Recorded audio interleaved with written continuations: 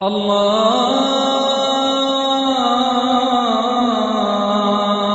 আকবার, আল্লাহু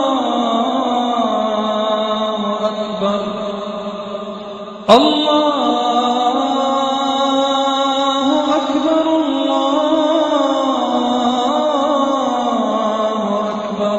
ডক্টর জাকির নায়েক, আমার নাম জেরি থমাস। আমি ওসমানিয়া ইউনিভার্সিটিতে সাংবাদিকতার উপর রিসার্চ করছি। আমরা কয়েকজন বন্ধু মিলে একটা ওয়েবসাইট খুলেছি, সাক্ষীটাইম.com।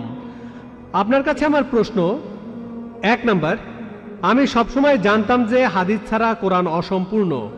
এখন আপনি অন্য ধর্মগ্রন্থের কথাও বললেন, আপনি বাইবেলের কথাও বললেন, কিন্তু বাইবেল বলছে যে যীশুখ্রিস্টকে বিশ্বাস করে না সে খ্রিস্ট বিরোধীদের দলে সামিল হয়। এটা একটা ভবিষ্যৎবাণী। আমি এমনও শুনেছি যে হাদিস বলছে যে মুহাম্মদ জাদুবিদ্যার সাহায্য নিয়েছিল। এখানে আপনার বক্তব্যটা কি? ভাই, আপনি প্রশ্ন করলেন আর আপনি বেশ কিছু মন্তব্য করলেন। আপনি বললেন যে আপনি জানেন যে হাদিস ছাড়া পবিত্র কোরআন অসম্পূর্ণ। এখানে আপনি অন্য ধর্মগ্রন্থের কথা শুনলেন, তার মানে ওনার মতে বাইবেলের উদ্ধৃতি দিলে সে কথা মানতে হবে। আর বাইবেল বলছে যিশু বা ঈসা আলাইহিস সালামকে যে বিশ্বাস করবে না সে দোজখে যাবে, ইত্যাদি ইত্যাদি। এখানে আমার মন্তব্য কি? 1 নম্বর পয়েন্ট, হাদিস ছাড়া পবিত্র কোরআন অসম্পূর্ণ নয়। কোরআন একটা স্বয়ং সম্পূর্ণ বই। তবে কোরআনের কথাগুলো বুঝতে গেলে আপনাকে এগুলোর ব্যাখ্যা পড়ে দেখতে হবে। আর হাদিস হলো পবিত্র কোরআনের ব্যাখ্যা, যে কথাগুলো বলে গিয়েছেন নবীজি সাল্লাল্লাহু আলাইহি সাল্লাম। পবিত্র কোরআন একটা সম্পূর্ণ বই, আলহামদুলিল্লাহ, স্বয়ং সম্পূর্ণ। তবে আপনি যদি সেগুলো আরো বিস্তারিতভাবে জানতে চান, তখন আপনি পড়বেন যে কথাগুলো বলে গিয়েছেন নবীজি মুহাম্মদ সাল্লাল্লাহু আলাইহি সাল্লাম। আমরা বলি সহিহ হাদিস। একটা কথা বলি, অন্যান্য ধর্মগ্রন্থের উদ্ধৃতি দিয়েছি, তার মানে এই না আমি মানি যে অন্যান্য ধর্মগ্রন্থ আল্লাহর বাণী। প্লিজ আমাকে ভুল বুঝবেন না। আমি এখানে কোরআনের কথা মতো কাজ করেছি। আল্লাহ পবিত্র কোরআনে বলেছেন, সূরা ইমরানের 64 নম্বর আয়াতে উল্লেখ করা হয়েছে, তাআলা ইলা কালিমাতিন সাওয়াইন বাইনানা ওয়া বাইনাকুম, এসো সেই কথায় যাহা আমাদের ও তোমাদের মধ্যে এক। আমি সাদৃশ্যের কথা বলছি। পবিত্র কোরআনে সূরা রাদের 38 নম্বর আয়াতে উল্লেখ করা হয়েছে, ওয়া লিকুল্লি কওমিন হাদ, প্রত্যেক যুগে আমি কিতাব নাজিল করেছি। আল্লাহ তাআলা অনেক কিতাব নাজিল করেছেন। পবিত্র কোরআনে 4টার নাম উল্লেখ করা হয়েছে, তাওরাত, জাবুর, ইনজিল এবং কোরআন। তাওরাত হলো সেই ওহী আসমানি কিতাব যেটা নাজিল হয়েছিল মুসা আলাইহিস সালামের উপর। জাবুর আরেকটা আসমানি কিতাব নাজিল হয়েছিল দাউদ আলাইহিস সালামের উপর। ইনজিল হলো সেই আসমানি কিতাব যেটা নাজিল হয়েছিল ঈসা আলাইহিস সালামের উপর। আর কোরআন হলো সর্বশেষ ও চূড়ান্ত আসমানি কিতাব, নাজিল হয়েছিল সর্বশেষ ও চূড়ান্ত নবী মুহাম্মদ সাল্লাল্লাহু আলাইহি সাল্লামের উপর। এখন আগের সবগুলো আসমানি কিতাব এসেছিল নির্দিষ্ট সম্প্রদায়ের মানুষের জন্য, আর সেই কিতাবের নির্দেশগুলো ছিল একটা নির্দিষ্ট সময়ের জন্য। তাই আল্লাহ তাআলা চাননি যে এই কিতাবগুলো অবিকৃত অবস্থায় থাকুক। কিন্তু কোরআন হলো সর্বশেষ আসমানি কিতাব। আল্লাহ কোরআনে বলেছেন, সূরা হিজরের 9 নম্বর আয়াতে উল্লেখ করা হয়েছে, আমি কোরআন অবতীর্ণ করেছি আর আমি সংরক্ষণ করে রাখব। কোরআন হলো একমাত্র ধর্মীয় গ্রন্থ পুরো পৃথিবীর মধ্যে যেটা এখনো অবিকৃত অবস্থায় আছে। শুধু আমি বলছি না, ধর্মের উপরে বিভিন্ন বিশেষজ্ঞরা বলছেন। তাদের একজন উইলিয়াম মুর, তিনি ইসলামের বিরুদ্ধে তীব্র সমালোচনা করতেন। তিনি খ্রিস্টান ছিলেন। 200 বছর আগে তিনি বলেছিলেন, আর কোনো ধর্মীয় গ্রন্থ নেই, আর কোনো ধর্মীয় গ্রন্থ নেই যেটা এখনো অবিকৃত অবস্থায় আছে 1200 বছরের বেশি সময় ধরে। এখন বললে 1400 বছরেরও বেশি। এই কোরআনের মতো তিনি খ্রিস্টান ছিলেন, ইসলাম ধর্মের তীব্র সমালোচক ছিলেন। তিনি সত্যি কথাটা স্বীকার করেছেন, কোরআন অবিকৃত অবস্থায় আছে। কিন্তু অন্যান্য সব ধর্মগ্রন্থ সেগুলোর কথা বদলে গেছে, এমনকি বাইবেলও। আমি বাইবেলকে আল্লাহ তাআলার বাণী বলে মানি না। আমরা মুসলিমরা বিশ্বাস করি সেই ওহীতে যেটা দেওয়া হয়েছিল ঈসা আলাইহিস সালামকে, ইনজিল। কিন্তু এখন আমরা যে বাইবেলটা দেখি, এই বইটা একটা মিশ্রণ। এখানে আল্লাহর বাণী থাকতে পারে, কোরআনের সাথে মিললে আমিও আপত্তি না করে মেনে নেব এটা আল্লাহর বাণী। এছাড়াও নবীদের বলা কথা আছে, এখানে ঐতিহাসিকদের বলা কথাও আছে। দুঃখের সাথে জানাচ্ছি, বাইবেলে পর্নোগ্রাফিও আছে। আমি উদ্ধৃতি দিতে পারবো না, আমি পারবো না।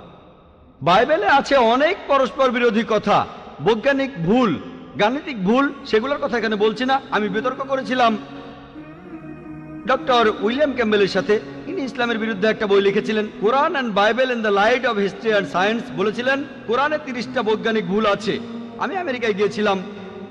আমেরিকায় আমরা বিতর্ক করেছিলাম 2000 সালের 1 এপ্রিল, আর টপিক ছিল Quran and Bible in the light of science. তার সব অভিযোগের উত্তর আমি দিয়েছিলাম। তারপর আমি যখন বাইবেলের 38টা ভুলের কথা বললাম, তিনি সেগুলোর উত্তর দিতে পারেননি। পবিত্র কোরআনের সূরা বাকারার 79 নম্বর আয়াতে উল্লেখ করা হয়েছে, فويل للذين يكتبون الكتاب بأيديهم ثم يقولون هذا من عند الله ليشتروا به ثمنا قليلا فويل لهم مما كتبت أيديهم ويل لهم مما يكسبون। দুর্ভোগ তাদের যারা নিজ হাতে কিতাব রচনা করে আর বলে এটা আল্লাহর ওহী। সমূল্য পাওয়ার জন্য তারা এই কথা বলে, যা লিখেছে সেজন্য শাস্তি তাদের, যা উপার্জন করেছে সেজন্য শাস্তি তাদের। তাই বর্তমানের বাইবেল, হয়তো জানেন এই বাইবেল শব্দটা এটা বাইবেলের মধ্যে কোথাও নেই। এটা এসেছে গ্রিক শব্দ বিবলস থেকে, অর্থাৎ অনেক বই মিলে একটা বই। আর বিশেষজ্ঞরা এখন বলেন এই বাইবেল লিখেছে অনেকজন লেখক, আমি বলছি না, খ্রিস্টান বিশেষজ্ঞরা। তাই বর্তমানের বাইবেলকে আমি আল্লাহর বাণী বলে মনে করি না। একইভাবে যদি জিজ্ঞেস করেন আমি বেদকে আল্লাহর বাণী বলে মনে করি কিনা, বৌদ্ধ ধর্মগ্রন্থগুলোকে আল্লাহর বাণী বলে মনে করি কিনা, পার্সি ধর্মগ্রন্থগুলোকে আল্লাহর বাণী বলে মানি কিনা, আমি এখন বলবো হতে পারে আল্লাহর বাণী, নাও হতে পারে আল্লাহর বাণী।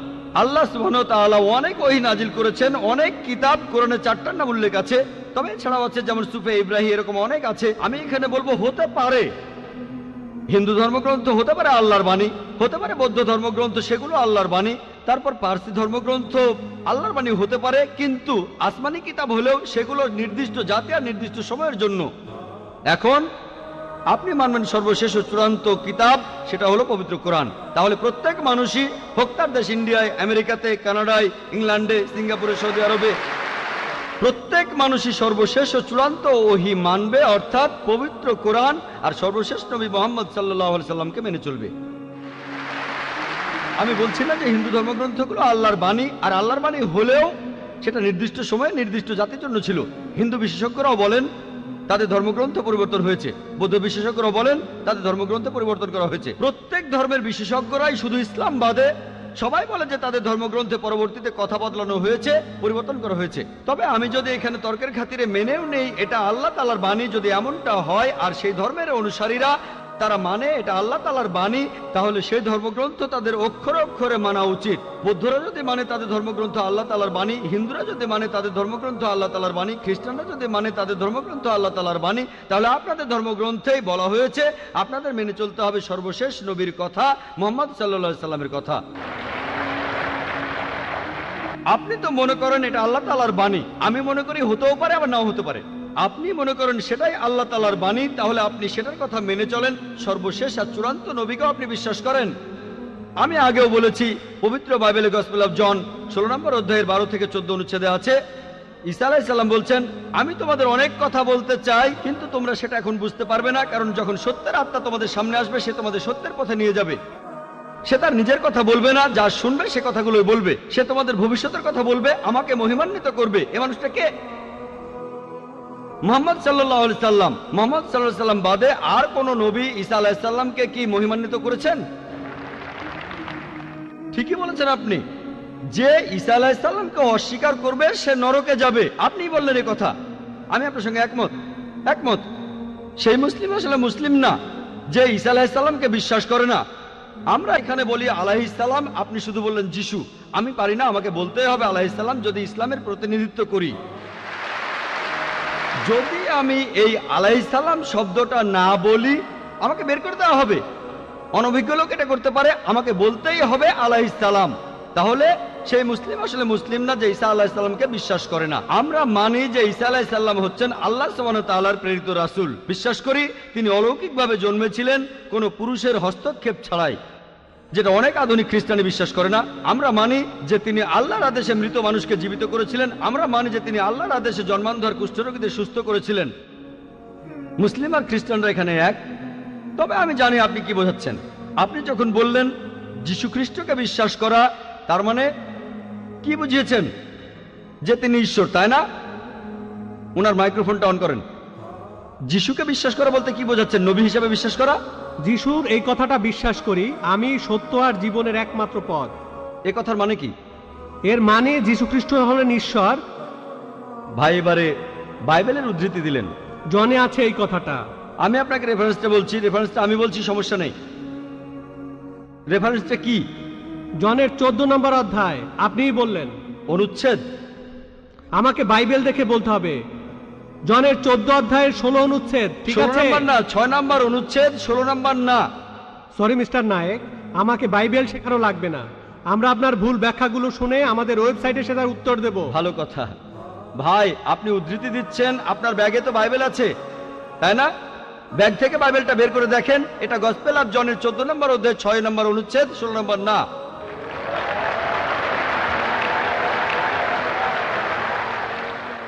আর আপনি বললেন ঈসা মসীহ আলাইহিস সালাম, তিনি বলেছেন যে তিনি ছিলেন ঈশ্বর। আপনার প্রশ্নতে পরে আসছি, প্রশ্নের উত্তরটা দেওয়ার আগে আমি একটা কথা বলে নিই। আমি বাইবেল পড়েছি, গোটা বাইবেলের মধ্যে পরিষ্কারভাবে বলা এমন একটা কথাও নেই যেখানে যিশু বা ঈসা আলাইহিস সালাম নিজে বলেছেন আমি ঈশ্বর আর আমার উপাসনা করো। যদি কোনো খ্রিস্টান আমাকে দেখাতে পারেন গোটা বাইবেলের মধ্যে পরিষ্কারভাবে বলা মাত্র একটি কথা যে ঈসা আলাইহিস সালাম নিজেই বলেছেন যে আমি ঈশ্বর আর আমার উপাসনা করো, তাহলে আমি ডক্টর জাকির নায়েক আজকেই খ্রিস্টান ধর্ম গ্রহণ করব। আমি অন্য মুসলিম ভাইদের পক্ষ থেকে এই কথা বলছি না, আমি আমার মাথাটা তরবারির তলে রাখছি। আমি বিভিন্ন ধর্মের উপর একজন ছাত্র। আপনি বাইবেল পড়েছেন আর আমিও পড়েছি বাইবেল। আপনি বললেন যে আপনাকে বাইবেল শেখানো লাগবে না। ঈসা আলাইহিস সালাম এই কথা নিজেই বলেছেন, সত্যকে খোঁজো, সত্যই তোমাকে মুক্ত করবে। ইনশাআল্লাহ আজকে আপনি সত্য দেখবেন আর ইনশাআল্লাহ সত্য আপনাকে মুক্ত করবে। আমি কথাটা আবার বলছি, গোটা বাইবেলে পরিষ্কারভাবে বলা এমন একটা কথাও নেই যেখানে যিশু বা ঈসা আলাইহিস সালাম নিজেই বলেছেন আমি ঈশ্বর আর আমার উপাসনা করো। আপনারা যদি বাইবেল পড়েন, ঈসা আলাইহিস সালাম তার নিজের মুখেই বলেছেন। এটা আছে গসপেল অফ জন 14 নম্বর অধ্যায়ের 28 অনুচ্ছেদে, বলেছেন আমার পিতা আমার চাইতে মহান। গসপেল অফ জন 10 নম্বর অধ্যায়ের 29 অনুচ্ছেদ, আমার পিতা সবার চাইতে মহান। গসপেল অফ ম্যাথিউ 12 নম্বর অধ্যায়ের 28 অনুচ্ছেদ, আমি ঈশ্বরের আত্মার সাহায্যে শয়তানকে তাড়িয়ে দেই। গসপেল অফ লুক 11 নম্বর অধ্যায়ের 20 অনুচ্ছেদ, আমি ঈশ্বরের আঙ্গুলের সাহায্যে শয়তানকে তাড়িয়ে দেই। গসপেল অফ জন 5 নম্বর অধ্যায়ের 30 অনুচ্ছেদ, আমি আমার নিজের থেকে কিছুই করতে পারি না, আমি এখানে বিচার করি আর আমার বিচার সঠিক, কারণ আমি আমার ইচ্ছায় কাজ করি না, আমার পিতার ইচ্ছায় কাজ করি। যদি কেউ বলে সে আল্লাহর ইচ্ছা মতো কাজ করে, সে একজন মুসলিম। ঈসা আলাইহিস সালাম একজন মুসলিম, তিনি নিজেকে ঈশ্বর বলেননি। বুক অফ অ্যাক্টসে পরিষ্কার বলা আছে 2 নম্বর অধ্যায়ের 22 অনুচ্ছেদ, বলা হয়েছে হে ইসরায়েলের সন্তানেরা একথা শোনো, নাজারেত শহরের যিশু ঈশ্বর প্রেরিত একজন পুরুষ তোমাদের মাঝে, সে অনেক অলৌকিক কাজ করবে, সেগুলো তাকে ঈশ্বর করাবেন, তোমরা তার সাক্ষী থাকবে। ঈশ্বর প্রেরিত একজন পুরুষ তোমাদের মাঝে, সে অনেক অলৌকিক কাজ করে দেখাবে, ঈশ্বর তাকে দিয়ে করাবেন আর তোমরা তার সাক্ষী থাকবে। তাই বাইবেল স্পষ্ট করে বলছে যে ঈসা আলাইহিস সালাম ছিলেন একজন মানুষ, তিনি আল্লাহ তাআলার প্রেরিত একজন রাসূল, কিন্তু আল্লাহ নন। গোটা বাইবেলের মধ্যে পরিষ্কারভাবে এমন একটা কথাও নেই যেখানে ঈসা আলাইহিস সালাম নিজেই বলেছেন যে আমি ঈশ্বর, আমার উপাসনা করো। আপনি একটা উদ্ধৃতি দিয়ে সেটা প্রমাণ করতে চাইলেন যে গসপেল অফ জন 14 নম্বর অধ্যায়ের 6 অনুচ্ছেদে বলা হয়েছে যিশু ঈসা আলাইহিস সালাম নিজেই বলেছেন আমি সত্য আর জীবনের একমাত্র পথ, আমাকে ছাড়া আমার পিতার কাছে কেউ যেতে পারবে না। এখানে প্রসঙ্গ ছাড়া উদ্ধৃতি দিচ্ছেন। লোকজন পবিত্র কোরআনের আয়াত নিয়ে প্রসঙ্গ ছাড়া উদ্ধৃতি দেয় দুর্নাম করতে। একইভাবে খ্রিস্টান মিশনারিরা বাইবেলের প্রসঙ্গ ছাড়া উদ্ধৃতি দেয়। আপনাকে একটা সত্য কথা বলি, আপনার বাইবেলটা খোলেন, যদি সন্দেহ থাকে বাইবেলটা খোলেন, প্রসঙ্গ জানতে 1 নম্বর অনুচ্ছেদটা পড়েন। গসপেল অফ জন 14 নম্বর অধ্যায়ের 1 অনুচ্ছেদ বলছে যে তোমরা ভয় পাচ্ছ কেন? যিশু ঈসা আলাইহিস সালাম বলছেন যদি তোমরা ঈশ্বরকে বিশ্বাস করো তাহলে আমাকে বিশ্বাস করো। আমার পিতার রাজ্যে অনেক প্রাসাদ আছে, আমি সেখানে গিয়ে তোমাদের জন্য জায়গা তৈরি করব। আমি যখন যাব আমি তখন বলবো। শিষ্যরা বলল আপনি কোথায় যাবেন? তোমরা জানো না আমি কোথায় যাব? তারা বলল না।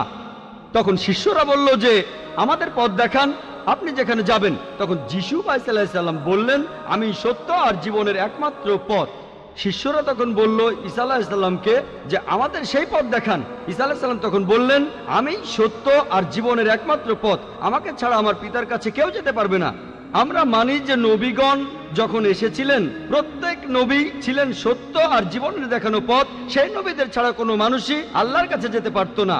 আর যীশু খ্রিস্টের সময়ে আমি বাইবেলের কথা মানছি, যিশু ঈসা আলাইহিস সালাম তিনিই ছিলেন সত্য আর জীবনের একমাত্র পথ। যীশু খ্রিস্টের শিক্ষা ছাড়া কোনো মানুষই তখন আল্লাহর কাছে যেতে পারতো না। মুসা নবীর সময়ে তিনি ছিলেন সত্য আর জীবনের পথ। মুসা আলাইহিস সালামের শিক্ষা ছাড়া কোনো মানুষই আল্লাহর কাছে যেতে পারতো না। এখন দেখেন, ঈসা আলাইহিস সালাম নিজেই বলেছেন, আমি তোমাদের অনেক কথা বলতে চাই। শিষ্যদের বলছেন, এটা আছে গসপেল অফ জন 16 নম্বর অধ্যায়ের 12 থেকে 14 অনুচ্ছেদে, আমি তোমাদের অনেক কথা বলতে চাই, কিন্তু তোমরা সেগুলো এখন বুঝবে না, কারণ যখন সেই সত্যের আত্মা আসবে সে তোমাদের সত্যের পথে নিয়ে যাবে। সে তার নিজের কথা বলবে না, যা শুনবে সে কথাই বলবে। সে তোমাদের ভবিষ্যতের কথা বলবে, আমাকে মহিমান্বিত করবে। আর এখন দেখবেন, ভালো করেই দেখবেন যে নবীজি মুহাম্মদ সাল্লাল্লাহু আলাইহি সাল্লাম তিনি সত্য আর জীবনের একমাত্র পথ। মুহাম্মদ সাল্লাল্লাহু আলাইহি সাল্লাম যা শিখিয়েছেন সেগুলো ছাড়া কেউ আল্লাহর কাছে যেতে পারবে না। আর মুহাম্মদ সাল্লাল্লাহু আলাইহি সাল্লাম ছিলেন সর্বশেষ আর চূড়ান্ত নবী।